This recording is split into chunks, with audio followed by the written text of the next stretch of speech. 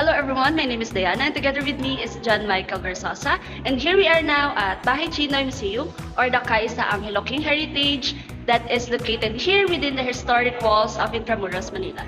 We expect to see some Chinese culture integrated with the Filipino culture inside.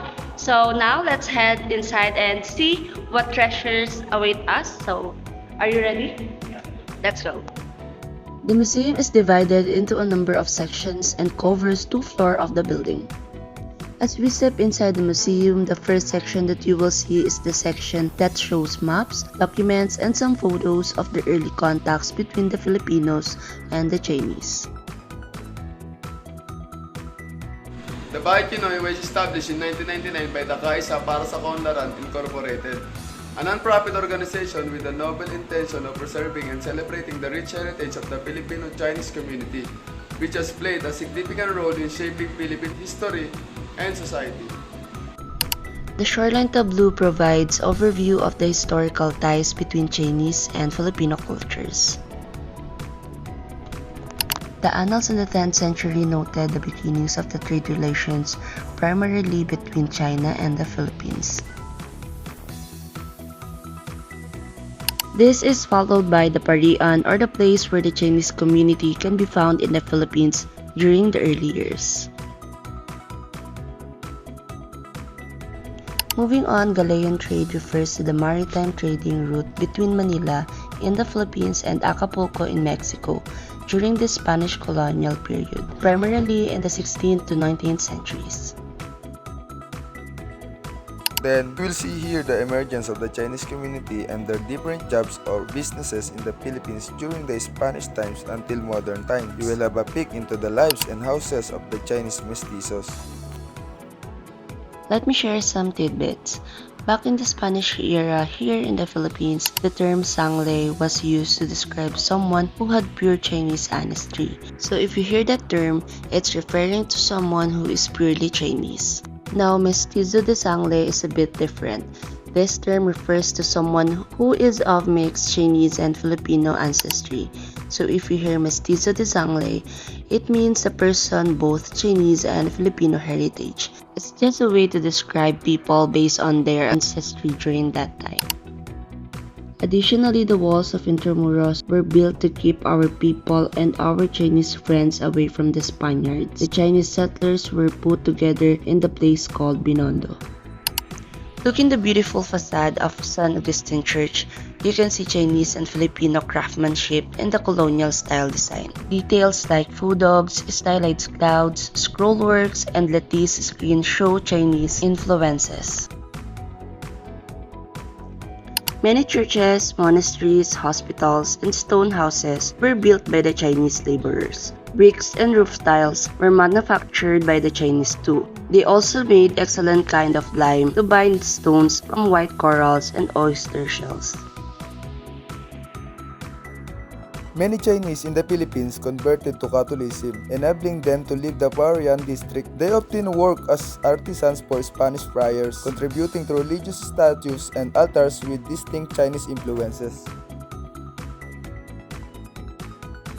Dr. Jose Rizal's wax figure can also be found here. Serves as a tribute to the national hero of the Philippines, depicting him in a lifelike representation within the museum exhibits. This wax figure allows visitors to connect with Rizal's legacy and contributions to Philippine history and independence.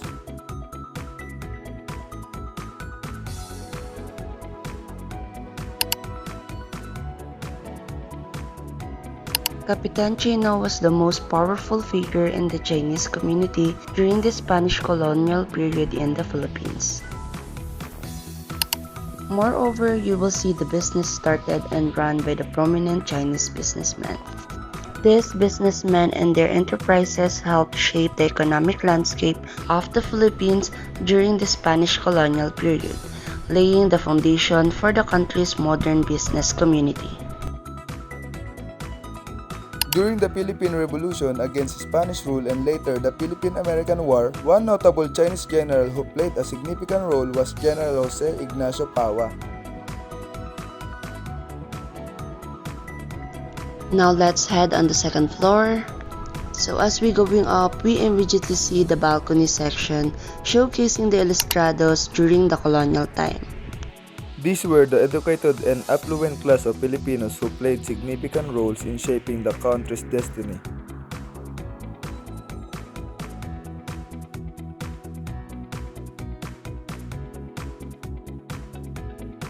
The kitchen exhibit highlight the profound Chinese influence on Filipino cuisine, featuring traditional utensils and processing techniques that have given rise to beloved dishes and snacks enjoyed across Filipino tables and celebrations. From noodles and soybean products to snacks and savory dishes, it showcases the fusion of Chinese and Filipino culinary traditions.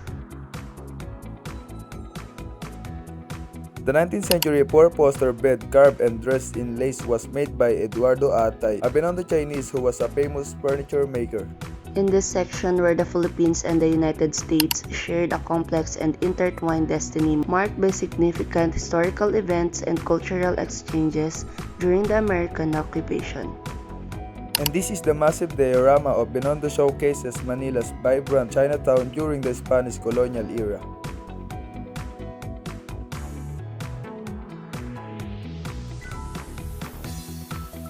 The museum displays old checks from the China Banking Corporation, providing a glimpse into the financial history of the Chinese community in the Philippines.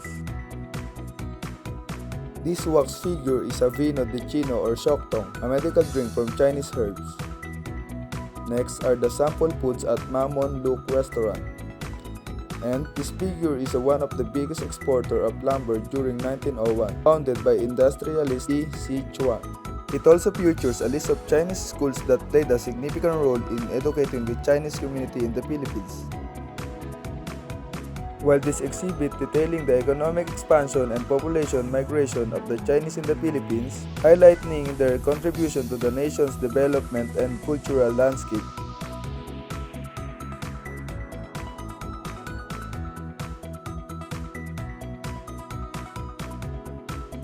The museum portrays the hardship faced by the Chinese community during the Japanese occupation, illustrating the challenges they endured together. The Philippines faced a period of harsh rule and oppression. The Japanese military implemented strict control over the country, leading to widespread suffering, forced labor, and human rights abuses. The Chinese community, like other groups, endured discrimination, economic hardship, and violence during this tumultuous time.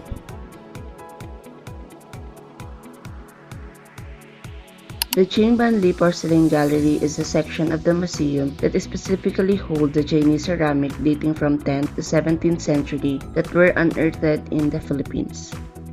These are their covered pieces of evidence of the extensive and long history of maritime trade relations between China and the Philippines.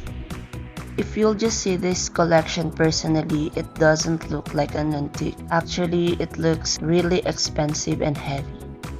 Unfortunately, this is the last exhibit of the museum. After exploring Bahay Tsinoy Museum, we just realized that if you wanted to be successful with your life, career, job, or businesses, the secret is to be determined and courageous no matter what the struggle you face, just like what the Filipino and Chinese people did before.